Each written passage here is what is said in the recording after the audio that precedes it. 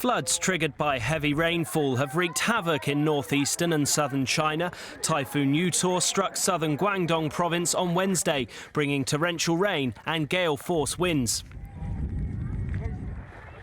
Over 88,000 residents in low-lying areas of Maoming city were forced to flee their homes. State television CCTV showed footage of flooded villages, damaged houses and uprooted trees.